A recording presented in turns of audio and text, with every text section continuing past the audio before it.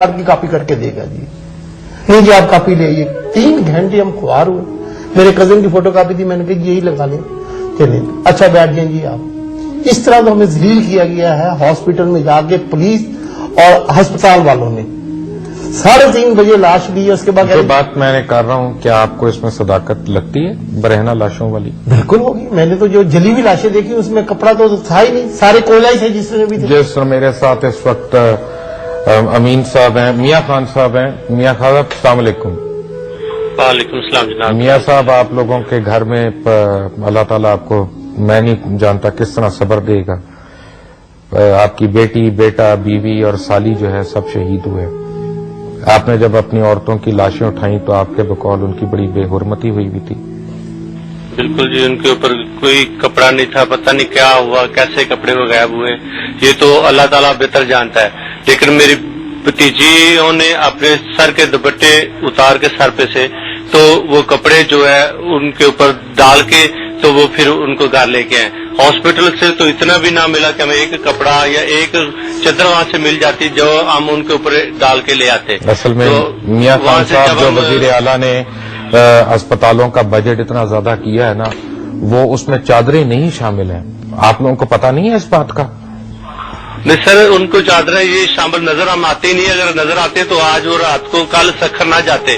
وہ ہمارے گھر میں وہ دیکھتے کہ یہ ہمارے گھر میں لاشیں پڑی ہیں، وہ ہم ادھر جاتے. نواز شریف کا سکھر گئے ہوئے تھے، ان کو اپنا گھر نظر ہی ہے کہ میرے گھر میں کتنے خون بہ رہے ہیں، کتنی لاشیں پڑی ہوئی ہیں. تو ان کا گھر نہیں ہے، ان کا گھر نہیں ہے، آپ کا گھر ہے.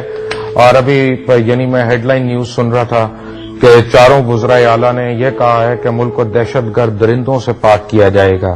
بالکل کریں گے پاک، کیونکہ جہاں پہ ابھی ملے ہوئے ہیں وہاں مال روڈ پوری لاہور کی بلاک ہوئی ہوئی ہے. وہاں دہشت گرد کا تو پتہ نہیں، شریف آدمی کوئی نہیں وہاں سے گزر سکتا. جو اپنی فصیلوں میں خود قید ہو کے رہ گئے، ان لوگوں نے آپ کو اور ہمیں کیا تحفظ دینا. We'll come back to the victim families after a break. Take a quick break. Welcome back. اور بریک پہ جانے سے پہلے آپ صرف میری باتیں سن رہے تھے.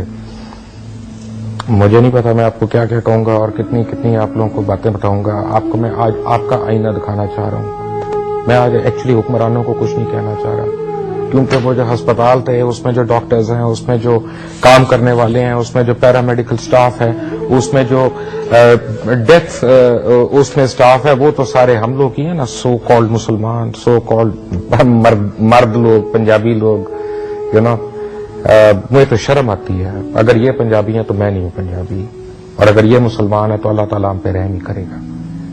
پھر میں کیا کہہ سکتا ہوں. میاں خان صاحب، آپ کی آواز بس میں نے اس وقت روکی تھی، سوری مجھے بریک لینی تھی. آپ مجھے بتا رہے تھے اسپتال کے حالات. جی بولیے. جب میں نے ٹی وی آن کیا تو مان تفسیر صاحب ہاسپٹل میں دورہ کر رہے تھے. میں نے سوچا کہ شاید یہ ہمارے لوگوں کے گھر بھی آئیں گے، کیونکہ کل میاں صاحب بھی ہاسپٹل میں دورہ کر کے گئے، تو میں نے سوچا کہ شاید یہ ہما بلاک میں بھی آئیں گے یا کہ ہمارے غریبوں کا حال پوچھیں گے کہ کیا آپ سے بیتی ہے، ہمارا دکھ بانٹیں گے. لیکن نہ تو میاں صاحب کو توفیق ہوئی کہ یہ ہما بلاک میں تشریف لے آئیں، سلمان تفسیر صاحب کو توفیق ہوئی کہ وہ ہما بلاک میں، یعنی کہ کوئی حکومت کا اہلکار کوئی ایسا تک نہیں یا جو آ کے کسی نے پوچھا. صرف ایک سب انسپیکٹر شام کو جب ہم نے جنازے جو لے کے جانے تھے تو اس وقت آیا تو کہتے جنازے کتنے بجے جائیں گے.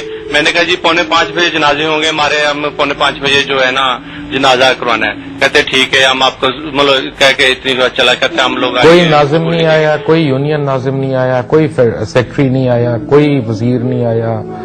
یہ سارے وہیں پہ رہے نا جہاں پہ کیمرے تھے. ہاں جی بالکل. کوئی یہاں میں کہتا ہوں جب جنازہ ہوا ہے آپ لوگوں نے دیکھا ہوگا تھوڑا بہت کہ کوئی روشنی نہیں تھی، کوئی سیکورٹی نہیں تھی. ہزاروں کی تعداد تقریباً 7,000 سے کم لوگ نہیں تھے، منیمم 6-7 ہزار لوگ تھے جنازے میں شامل. کوئی سیکورٹی ان کو نہیں دی گئی تھی کہ چلو سیکورٹی دی جائے تاکہ تحفظ دیا جائے. ہمیں ہمارے گھر میں تحفظ نہیں مل رہا، یہ ان کو تحفظ ہے. ان کی گاڑیوں کے آگے 10 گاڑیاں ہوتی ہیں، 15 پیچھے ہوتی ہیں، 20 موٹر سائیکل والے آگے ہوتے ہیں. لیکن ان کی اپنی زندگی پیاری ہے، ہمیں اپنی زندگی پیاری نہیں. ہم تو دو پہ لگے ہوئے ہیں، کیونکہ ہم دو پہ رہیں گے. یہ इनका असूल लग रहा है मुझे तो। आपके घर में कितने जनाजे उठे? हमारे घर में जो डूंगी ग्राउंड में 7 जनाजे उठे हैं, जिनमें से 2 मेरे थे, 4 मेरे हमसायों के थे और दूसरा भी मेरे हमसायों का था। 7 जनाजे जो हमने मुश्तरका इज्तिमाई तौर पे जो किए हैं। हमारी रिक्वेस्ट है इन लोगों को कि ये अपनी पॉलिसी चेंज करें। और फिर मुझे ये पता चला कि आपके यानी घरों में 3 दिन चूल्हा नहीं जला। 3 दिन चूल्हा तो क्या, इन्होंने यहाँ तक के कब्र जो कब्रें खोदी गई हैं, वो हमारे गांव से मेरे एक भांजा और भतीजे आए हुए थे। हम लोगों ने अपनी कब्रें खुद खोदी। गोरखन जो कब्र खोदने वाले हैं वो भी फारिग नहीं थे, वो भी 4-4, 5-5 कब्रें निकाल रहे थे। तो अपनी कब्रें हम खुद निकाली, अपने खफन हम खुद लाए, अपने जितना भी खाना पीना जो। एक मिनट,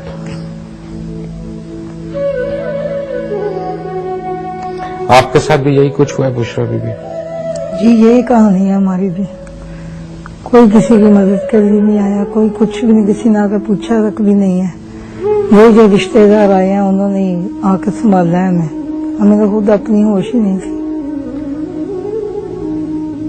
सब कुछ यही कहानी है सबकी।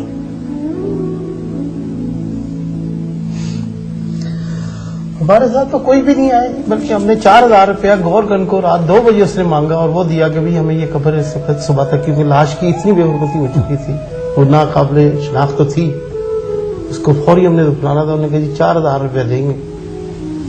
ना हमें ताबूत कोई मिला, ना कोई चीज मिली रात के टाइम पर। फिर हमने उसी तरह कफन मुजंग से दिया, उसी में जनाब ने लपेटा और सुबह 10 बजे हमने नीचे फट्टे रखे, क्योंकि यहाँ पर उसका सारा हिसाब हुआ था। ताबूत तक के लिए हम सुबह 4 बज रहे थे, कहाँ से खरीदते। नीचे फट्टे रखे, फिर चादर से लपेटा, फिर किया, यानी कि हमारा ख्याल था ज़ोहर के बाद तक कुछ लोग रिश्तेदार थे, लेकिन पोजीशन में ऐसी हो गई थी कि ज्यादा देर रख नहीं सकते थे। खून मुसलसल बह रहा था। 13 घंटे के बाद भी। आपने मुझे बताया कि लाशों की तादाद हमने सही नहीं बताई। हाँ, आपने ये तो एक कुछ दिनों से मीडिया जो है ना, वो पता नहीं क्या, पहले बिल्कुल सही रिपोर्टिंग होती थी, कहीं बम ब्लास्ट या कुछ होता था, कई कई घंटे तक चलता था वो। और आप कुछ दिनों से यह है कि छोटी सी खबर आती है, बल्कि कायदा साहब तो ये कह रहे थे कि ये जो मसला है ना, जिससे वो होती है, भाई अगर ऐसी कुछ दिल दहलाने वाली चीजें आ रही हैं जो हकीकत पर मबनी है, तो उसको कंट्रोल क्यों नहीं करते? अगर आपने ये जंग को अपने साथ ले ही लिया है पाकिस्तान ने, जो कि हमारी जंग नहीं थी, अगर ले लिया है, जिस तरह आप अपनी हिफाजत कर रहे हैं ना, 20-20 गाड़ियां, 40-40 गाड़ियां आपके साथ होती हैं, आप बाहर निकल के आते हैं, अवाम को किस रहमो करम पे छोड़ा है आपने? मेरा भतीजा जो 4 बच्चे छोटे छोटे हैं, वालिद मेरा छोटा भाई का इंतकाल हुआ, उस मेरे भतीजे और हैं, उसकी भी खुद कफील था। सिर्फ हफ्ते वाले दिन सोने का काम करता था, एक ज्वेलर के पास गया, कोई उसका इतना नहीं था, वो दुकान पे बैठा, सो धमाका हो गया, वो बाहर निकला तो दूसरा बम